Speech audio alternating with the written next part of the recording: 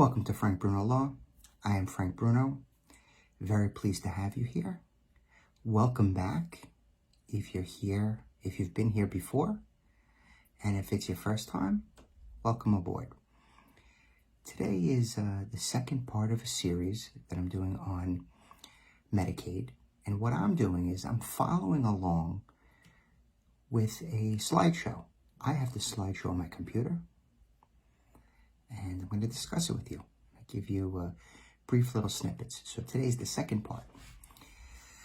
Let me make sure the shirt is neat. Okay. Now I'm going over Medicaid basics, and Medicaid has their own set of rules. I went through some of them yesterday, and I'm going to continue today. For purposes of Medicaid qualification, you need to have certain income and resources.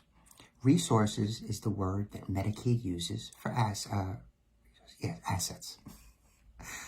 Income or assets. So is that what's on the slide? So an asset is anything that a person owns and that they have for more than 30 days. So if you receive income and you don't spend it on rent or utilities or expenses, and it stays in your bank account for more than 30 days, the income becomes an asset. Okay? And income is that money that you receive and you have for less than 30 days. So say, for example, your Social Security added up to $1,000 and your rent was $1,000. Well, you would not have had it long enough for it to become an asset. It came in and it immediately went out as an expense. So sometimes it could be confusing with annuities, IRAs with the required mandatory distributions. Okay, assets. Medicaid speaks of things as countable or non-countable. So you can have quite a lot of assets that are not countable. So for example, in New York, you can own a home valued at $804,000 or less. So if you had an $804,000 home, it certainly doesn't make you poor, but it's a non-countable asset. You're allowed all of the furnishings in your home.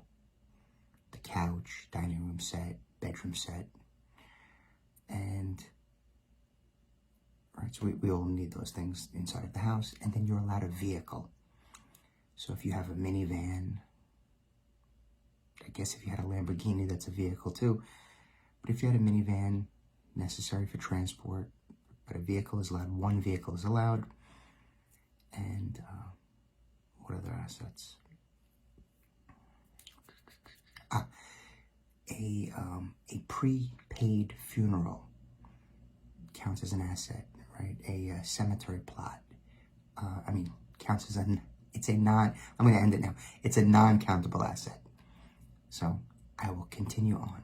The march will be on for Medicaid basics. If you have any questions, please reach out to me, frankbrunolaw.com.